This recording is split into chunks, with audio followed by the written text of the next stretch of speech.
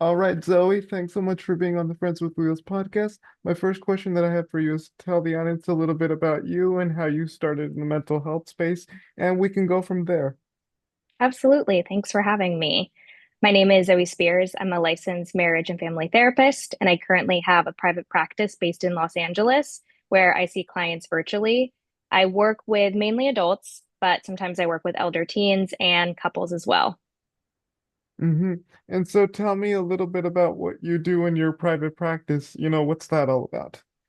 Yeah, absolutely. So I specialize in helping people who are struggling with relationship issues, anxiety. A lot of times, clients I work with say that they have a lot of people-pleasing tendencies, a lot of perfectionism, and that it really impacts their daily lives at work, in their relationships, at home, with family, etc. So those are the kind of things that I often see in my private practice that I help people work through.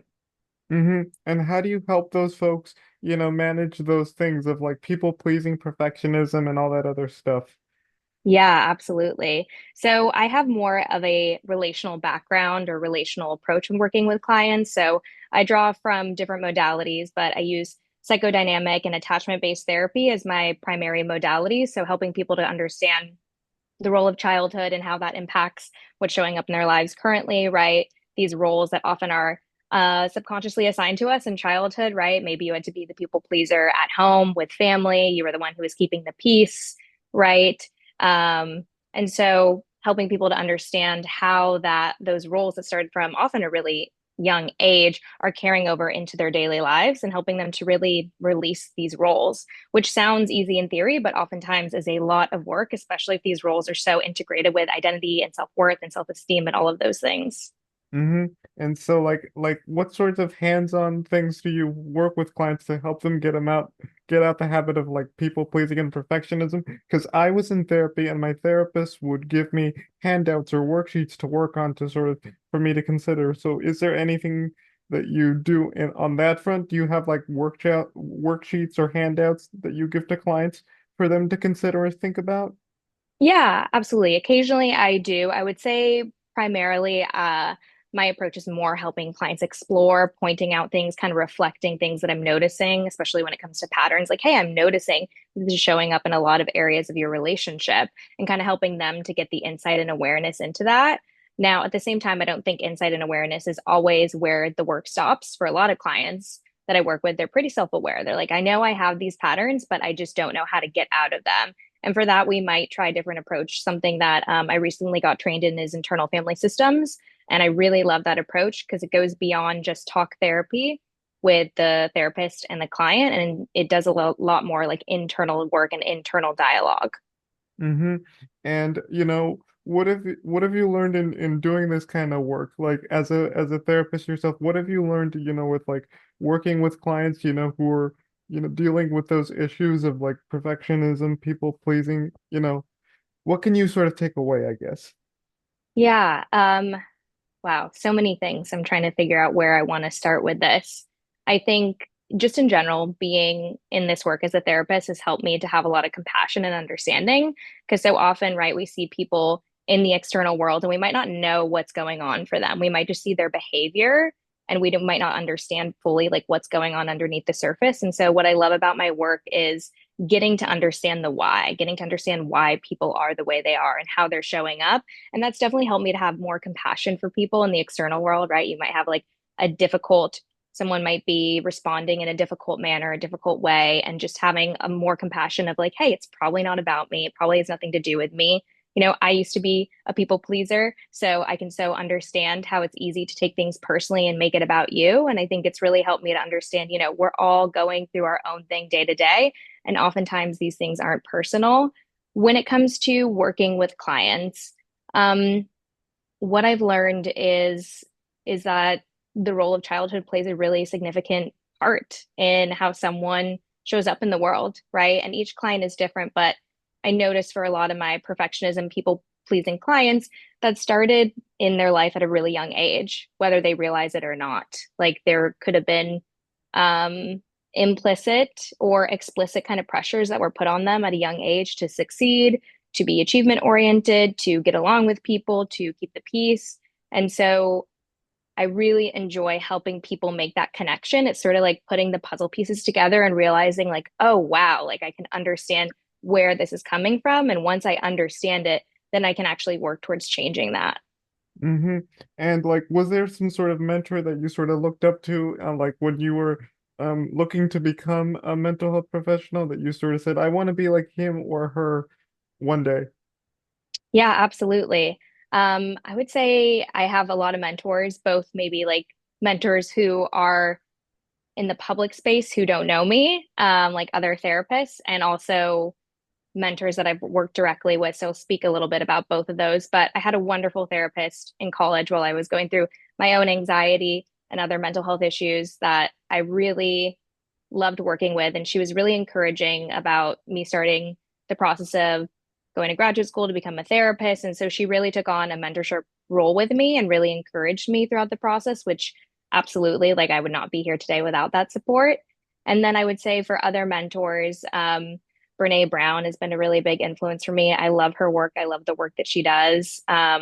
She has a background in social work, but she's written several books and TED Talks, and she talks about themes that really resonate with me around, that perfectionism part. And I think she does a really good job at speaking to it in a humorous way, because I think a lot of times when you're a therapist or when you're in this space, you're kind of supposed to be seen as this blank wall, right? And not really show your personality. And what I love about her work is that she makes it deeply personal. And I think in that way, it really helps to connect with other people because she's not just talking at it from this like background perspective, or she's not just sharing the research from this kind of outside lens. Like she talks about how it relates to her and her work and her life. And I really love that.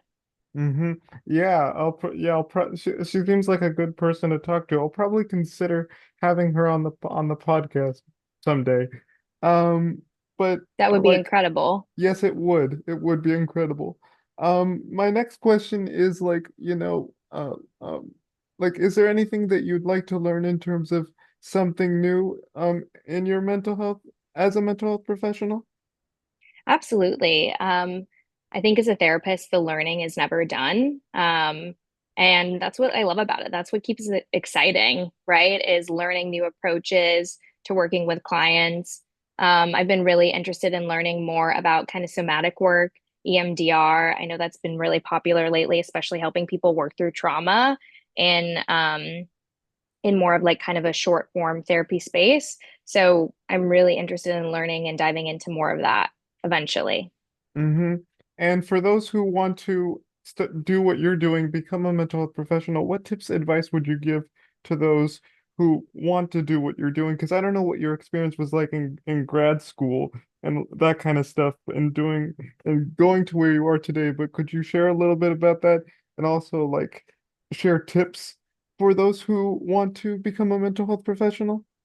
Yeah, absolutely. My biggest tip is to get experience in the field. I think that is so important. You can learn about all these things in a textbook, but it's so different when you actually get into the space and you actually work with clients. And you don't have to have a background in mental health in order to do that. That could be look like volunteer work.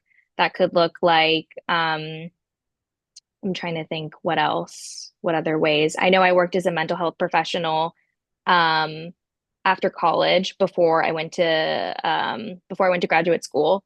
So I got really good experience working in residential care, which I really loved. And I think it really helped set me up to know how to work with crises and work with more like higher risk clients.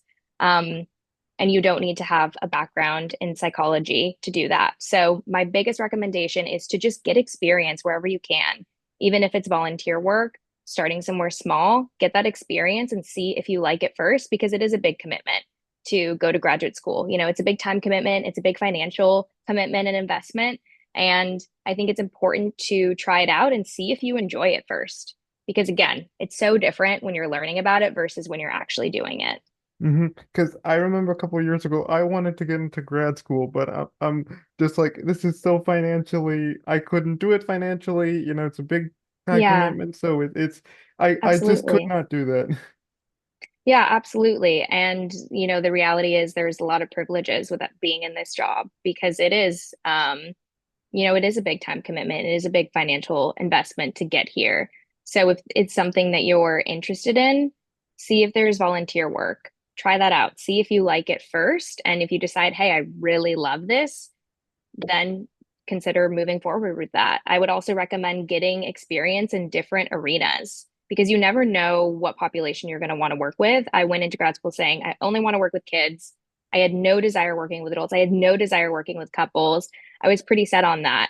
And I started working with teens, loved that. But then I started working at a practice where I worked primarily with adults and find that I really loved that. And then started with couples and realized I really loved couples. And now I pretty much only work with adults and couples. So also be open minded because you never know what type of population you're going to like working with until you do that. Mm-hmm. And for people who want to find out more information about you or your practice, what can they do? Yeah, absolutely. So I have a website. It's called Connected Therapy of California. So it's just that name.com. I also have an Instagram, a TikTok. I've been starting to get more consistent on socials. I took a little bit of break because I know it's a big commitment to be on social media regularly, but I do have an Instagram and a TikTok account, and I can post them in the show notes. I know my tag name is the attachment therapist, but I know on TikTok, on Instagram, there might be like an underscore, I think, underneath one of them. So I will send that to you so you can post that in the show notes, and you can follow me on Instagram, on TikTok. I really like talking about mental health, especially from the lens of talking about current like TV shows that people are talking about or pop culture events as it relates to mental health. So I was just talking about the show The Pit, mental health around that show, which might not be a show that people would necessarily consider a show about mental health, but it definitely has themes around mental health. So I'm a big TV watcher. I love TV. I love movies. And so I like to kind of use that to talk about themes within psychology and mental health. Mm-hmm. That's cool. I'm a big TV movie buff, so we're in the same area, I guess. I love that. Yeah, absolutely. I think it's a really good way to talk about kind of these themes in a way that can make sense. Mm-hmm. All righty. Okay.